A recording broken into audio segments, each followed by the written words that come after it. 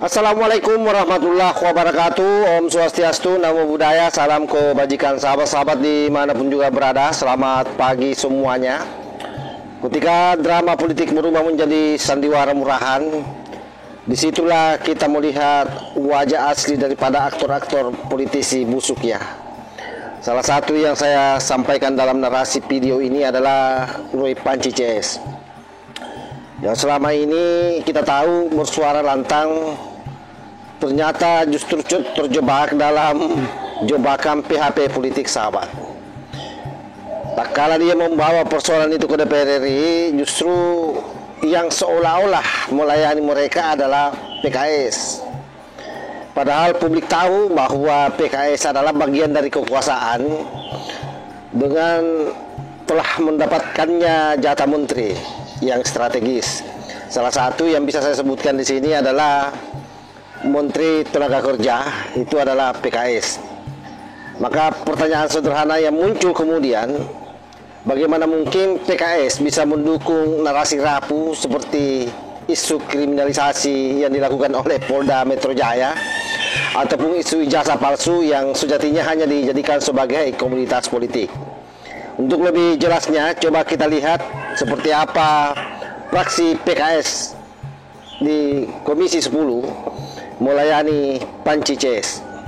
Sekretaris fraksi PKS dan juga dia merupakan sebagai anggota Komisi 10 di DPR RI ini, dan juga para tenaga ahli fraksi DPR, fraksi PKS di DPR RI.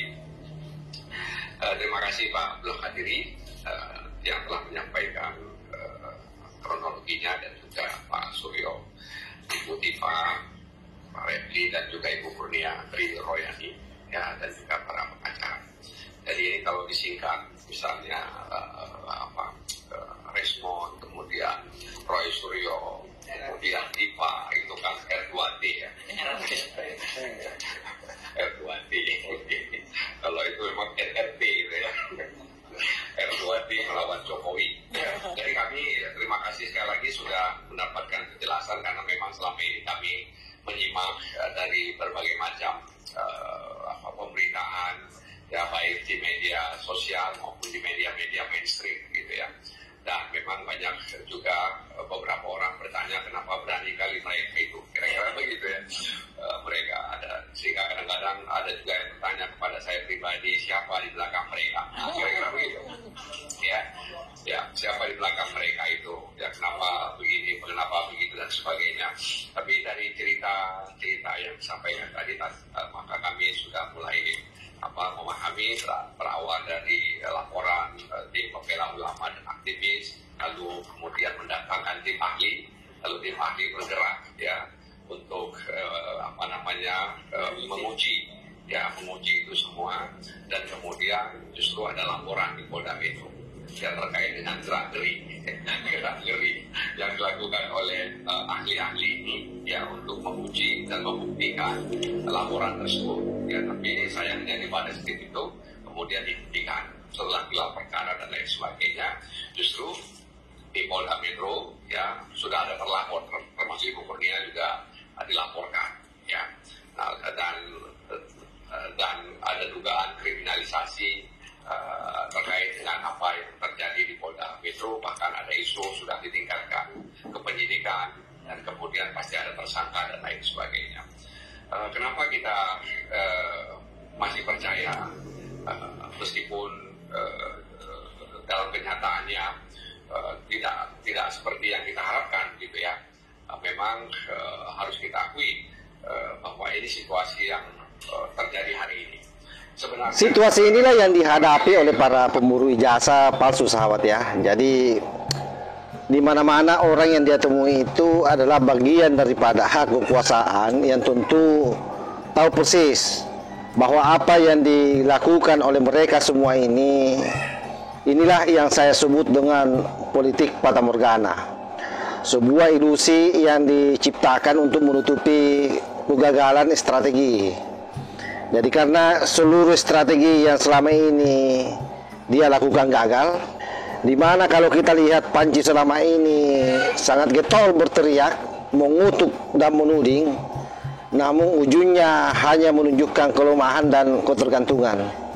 Ketika mereka dengan sangat serius mengemis, karena kita tahu sudah pernah mengemis ke Pak Prabowo dan tidak dipedulikan, dan kali ini berharap bisa mengemis melalui DPR, dan yang hadapi itu juga adalah merupakan partai yang menjadi bagian daripada penguasa.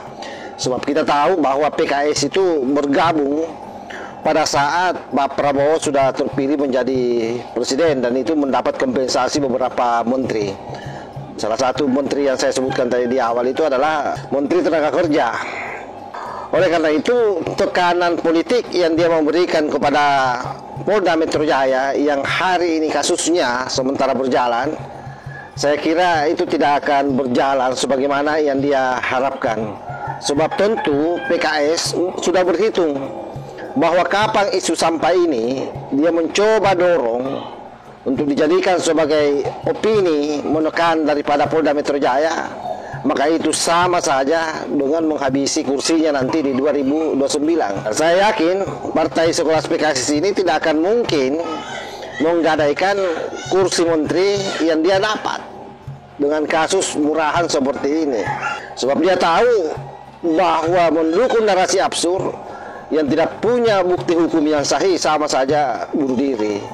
Itu yang saya maksud ketololang yang akut, sehingga wajar kalau kelompok ini disebut oleh orang-orang atau netizen sebagai keledai kelidung. Sebab hampir seluruh strategi yang dia lakukan itu patah semua. Dengan situasi yang ada, Panci dalam hal ini tidak hanya gagal membaca peta politik, tapi sesungguhnya dia betul-betul terjebak dalam ilusi oposisi semu. Oposisi semu melakukan perlawanan terhadap negara dalam tanda petik ya, tanpa dibarengi dengan partai politik. Itu yang saya bilang bahwa pada akhirnya nanti dia menjadi pengemis. Sebab dia bukan partisan lagi. Sementara kita tahu yang untuk mendorong yang namanya pemaksulan itu butuh yang namanya dukungan partai politik di parlemen. Nah, pada titik inilah saya kira Panci bukan lagi aktor politik yang solid, melainkan pemain pinggiran yang sangat bergantung pada belas kasihan partai lain. Nah, masalahnya apakah PKS mau atau tidak, itu kan menjadi pertanyaan besar. Dan bahkan fenomena ini terus terang membuktikan bahwa isu ijazah palsu ini lebih dari senjata yang tumpul yang dipaksakan untuk mengguncang legitimasi Pak Jokowi maupun Gibran. PKS tentu dengan rasionalitas politiknya paham bahwa mendukung isu semacam ini hanyalah bunuh diri, sahabat. Terutama dalam hal kalau kita bicara elektoral. Maka ketika Panci CS berharap untuk bisa dibantu oleh PKS, maka itu akan sia-sia saja. Karena saya yakin PKS yang sudah dari awal pelantikan Prabowo solid mendukung Gibran, karena biar bagaimanapun juga Prabowo ini kan paket dengan Gibran, jadi tidak akan mungkin itu dia gadaikan kursi menteri yang dia sudah dapat. Sebab itu kenapa saya mengatakan bahwa PKS dalam posisi ini hanya mem-PHP Panci. Dan ini bukti betapa rapuhnya strategi politik yang dibangun di atas narasi yang palsu. Mengemis dukungan kekuasaan, saya kira blunder yang sangat fatal. PKS sekali lagi tidak mungkin mendukung isu ijazah palsu ini, karena posisinya sudah nyaman di lingkaran pemerintahan. Sementara dia tahu bahwa semua yang mendatangi ini adalah para pengangguran yang lagi mencari panggung. Maka dapat disimpulkan, sahabat-sahabat sekalian, bahwa politik ilusi itu tidak akan pernah jadi kenyataan. Panci harus belajar bahwa politik bukan soal mengemis simpati, melainkan soal membangun basis rasional dan strategi yang nyata. Karena jika tidak demikian, maka yakinlah mereka hanya akan terus menjadi bahan tertawaan publik, terseret dalam drama PHP politik yang mereka ciptakan sendiri. Dan itu yang dia alami hari ini ketika PKS seolah-olah mengakomodir aduannya. Di sana ada Refli Harun, Di sana ada Tipa, di sana ada Rismon, kemudian ada Kurnia.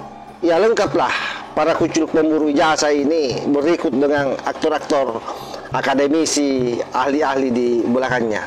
Tetapi bagi politisi tentu dia akan mengambil sikap berdasarkan kepentingan rakyat dan itu bisa sejalan dengan kepentingan elektoral mereka.